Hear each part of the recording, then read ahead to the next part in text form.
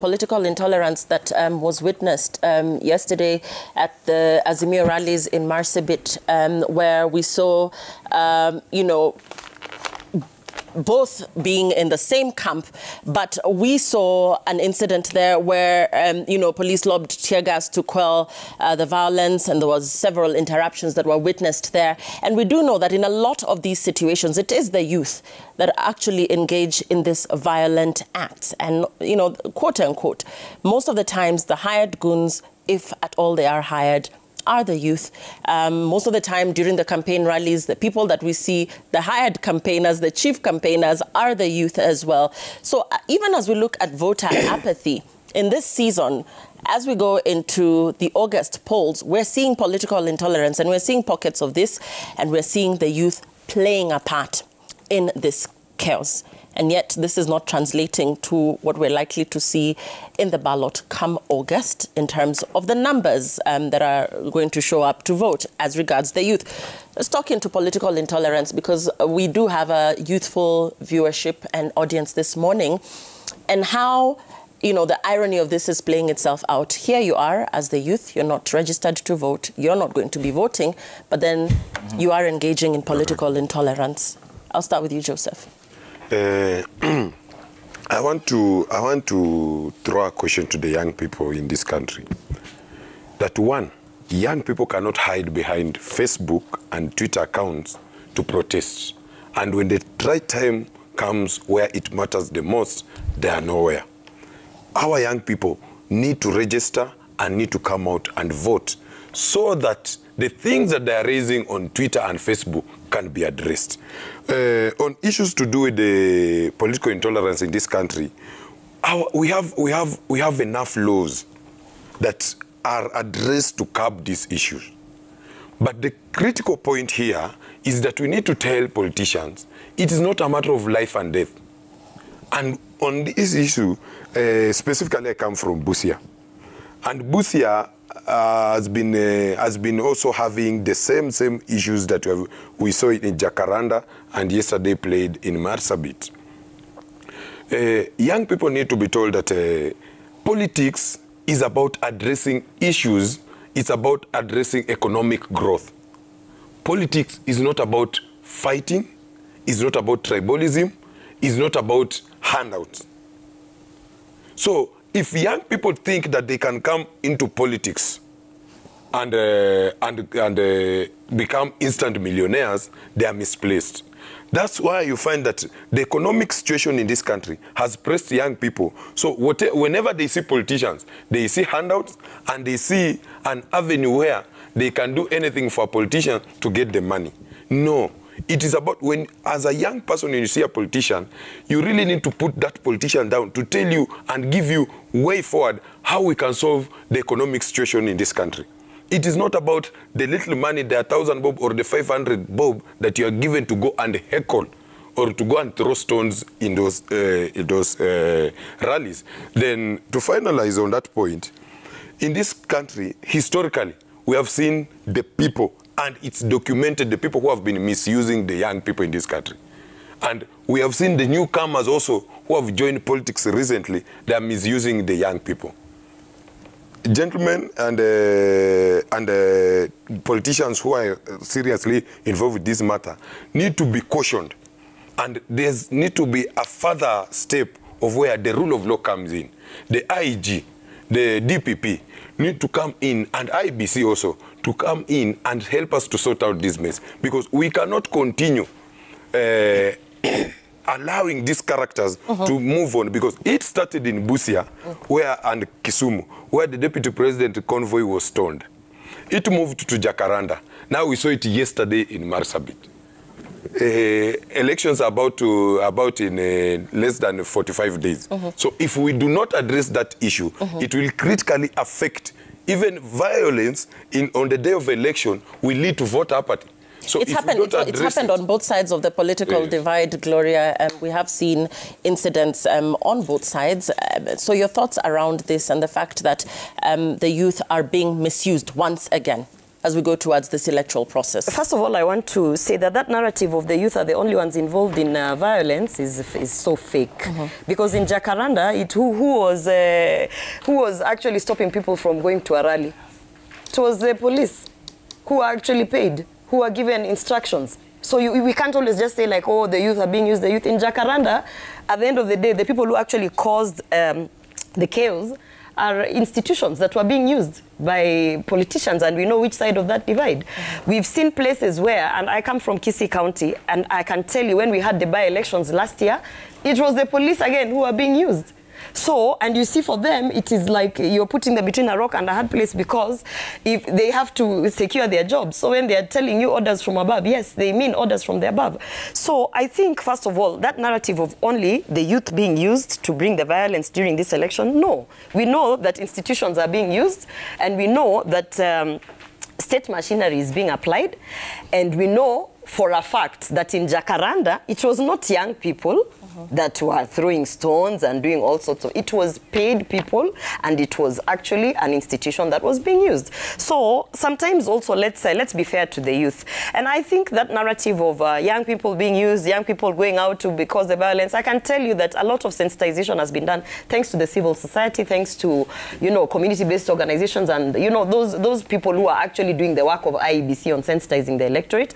And a lot of youth right now are very aware when they're told, kujeni nitawalipa kila mtu 200 muende na bodaboda or whatever. Nowadays, they are very aware that actually what I'm doing is wrong, and it is a choice that they're taking. Now, why would they be taking that choice to say, nitachukua 200 yako, I go to a rally and cause chaos? Because we bring it back to the economy. Pesa mfukoni. You know, we bring it back to the fact that if my family is relying on me as the 18-year-old to bring something in the evening because literally the economy is so horrible, yes, at one point I might be compromised because I am literally trying to survive. So at the end of the day, we should stop blaming the youth. Really.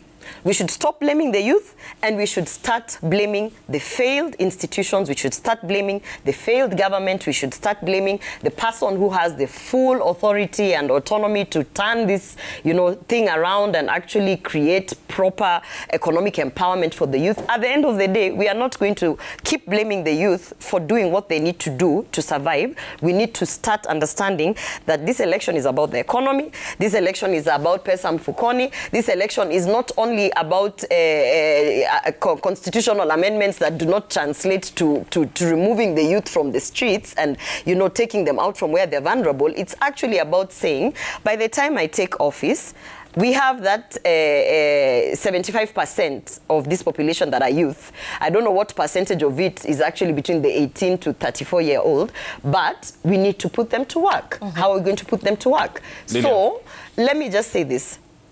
I personally, being a youth advocate, I personally, being a person who has been in the trenches with those same youth, who at one point was vulnerable enough to be compromised, I would say I blame it to the CEO of this country, who has completely ignored the youth, who has completely been, whether he has been digressed or whatever, but it is the fault of the president that we have so many idle youth out there. Uhuru Kenyatta has brought us to this place, and I blame it to him, and we stop blaming the youth for trying to survive. The youth know better, according to Gloria. Do you agree?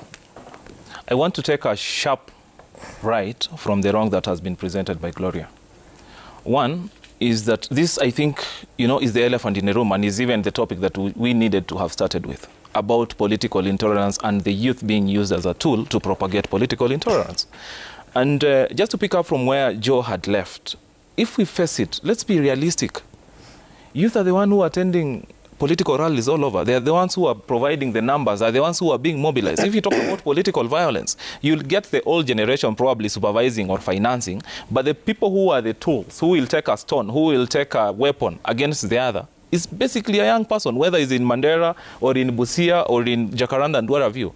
Secondly, we don't want to boil it down into specific cases, because political intolerance has been across the political divide. If you talk about Ruto in Busia, or in Busia or in Kisumu had also talked about Raila when his chopper was attacked and stoned. And actually his life was under threat. So I think as the young people, when we start having such kind of a discussion, we need to come out of our political attire and just embrace each other as the young people and address issues that are pertinent to the young people. Because if we are going to get to this election, and you have already witnessed the temperatures are rising, and we have youth who are being mobilized from one area, from point A to point B, to go and cause political intolerance.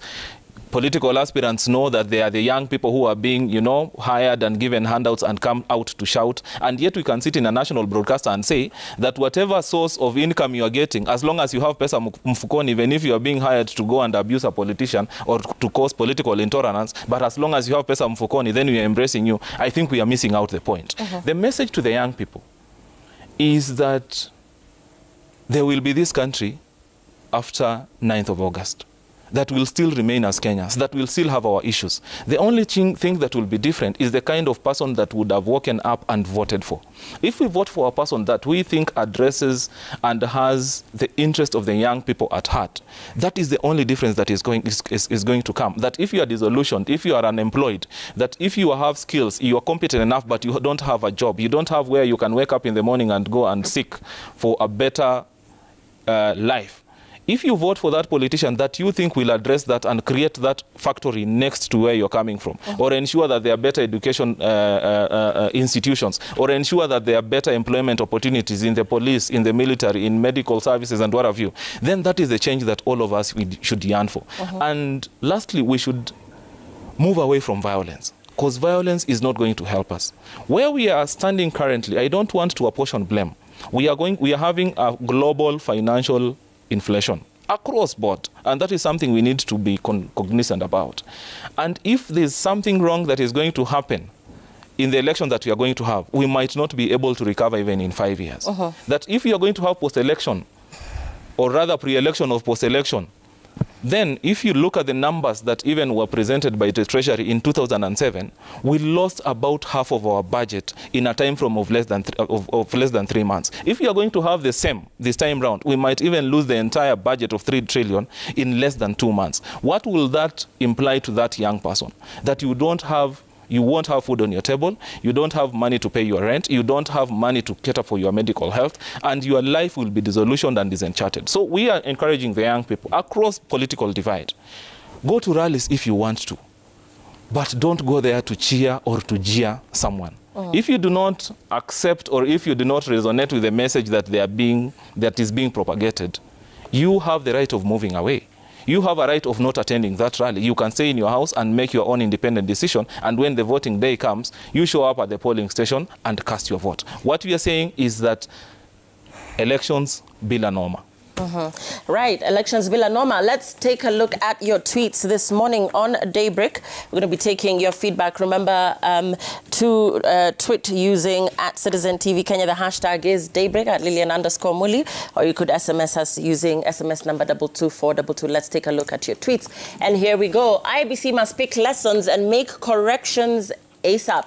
Management of the voter register has had issues that should never be repeated because it pokes holes into their credibility. A voter register is the election itself, without which there is no election. Okay, Josh Ngoya, you're saying the decline in number of voters is due to lack of confidence in the IEBC. Most youths don't see their votes count in this election. Remy, you're saying IEBC is acting in violation of Section 44A of the Elections Act, which provides for provision of a complementary system of voter identification. Voting is a right, and IEBC has a duty to facilitate and not deny citizens the right to vote. Putting IEBC under siege few days to elections indicates both sides of the political divide won't accept poll results. And I wonder why now, yet they kept mum on these reforms after the 2017 elections and have been sleeping on the Krigler report. Digital voters register should be used alongside manual register. If one failed, another can be used. IEBC should be very keen to ensure that no name is left out of the register based on where an individual registered to vote. And voting is not purely about the interests of those voting, but for the entire populace. So voter apathy shall be addressed after bringing in responsible leadership alive to the needs and aspirations of those in protest. In 2013, 2017, we trusted young men with our country, and look at how we're suffering today. In 2002, 2013, we had an elderly president, and everybody can attest at how good our economy was. Fact, leadership is not about age, it's about goodwill. Athanas Mavuti, you're saying as much as us youth participate, or rather appreciate those who fought for democracy in this country, that is in the past. Youth need someone who can immediately sort out the present issues of unemployment, high cost of living, and this is why we'll be voting on the 9th of August. Ogonda Jacob, if your message is good to the youth, how come you cannot convince them to register and vote? They could just be promises. And yeah, that's the last tweet. So thank you so much for tweeting, guys. Very, very, very good feedback we're getting from our viewers. We'll start with the voter register and concerns